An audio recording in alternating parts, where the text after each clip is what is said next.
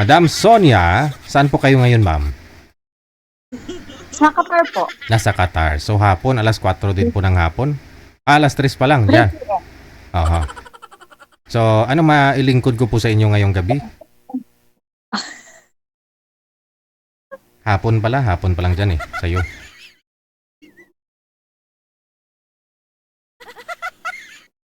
Nagpapaline up po kayo? Wala po kayong asawa? Yes po. Ilang taon na po kayo? 43. 43. So, ilang years na po kayo dyan sa Kuwait? Saan? Qatar? Sa Qatar, 3 years. 3 years. Ilang years na po kayong single? 19. Ha? Single mother, ha? Ilan po anak? 19 years. Single mother.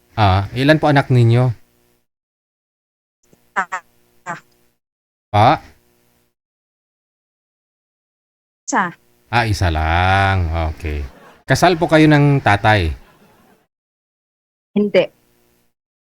Naman pala, hindi mo tinalian eh. So, anong nangyari? Naghanap po siya ng iba? Pinalit ka doon sa iba? It's a long story po, sir. Handa kaming makinig kasi mga chismusa kami.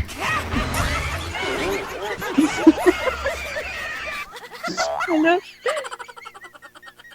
19 years ago. Nambubugbog kasi yun. Hindi kaya iniwan ko. Yun lang, oo.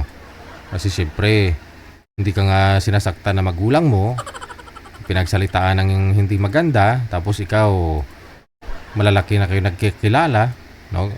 Gawin kanyang boxing bag. Hindi kasal, no? Hindi. Pero nagka-boyfriend ka na sa 19 years. Oo naman. Pero, online, LDR, wala pa rin. Wala pa rin. Hindi po kayo nagka-boyfriend na malapit kayo, nagkikita kayo, o dito sa Pilipinas, pag umuwi ka, nagmi-meet kayong dalawa, walang ganon? Wala. So 19 years na rin na wala na sa bahay lang. 19 years na rin na hindi nabudburan.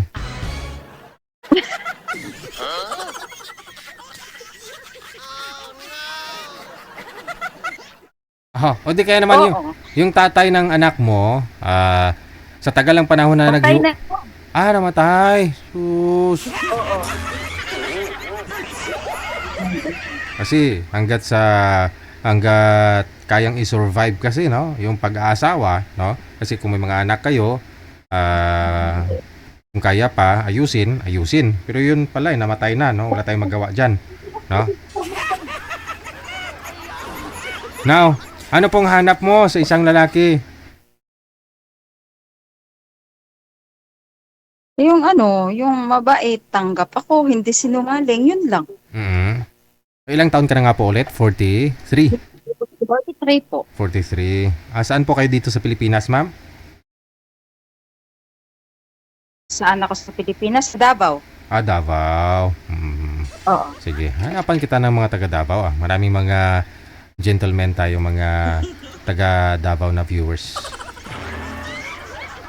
Kailan po kayo magpo-for good dito sa Pilipinas? Hindi po lang. Hindi mo pa alam. Kung may mapapangasawa ka na, no?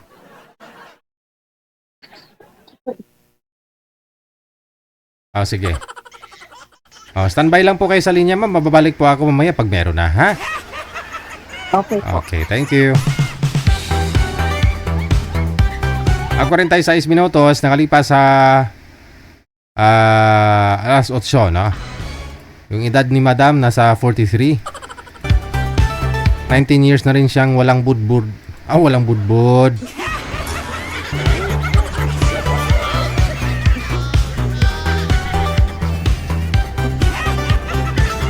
PM lang kayo dito sa hotline, no? Andyan ho siya, no? Sa line 1 kung gusto po ninyo makausap. Kasama po nating nanonood ngayon, ngayong gabi, syempre. Walang iba, no? Yung ating number 1 supporters. Si Madam Esther Corpus. Ito sana yung gusto ko hanapan ng ng magiging boyfriend, pero Sabi niya, baka lalong iksi ang buhay niya pagka maling tao, no?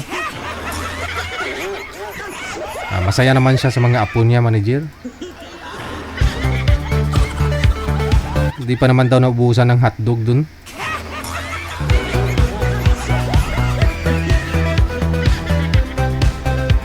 Maraming salamat po, Mami Esther.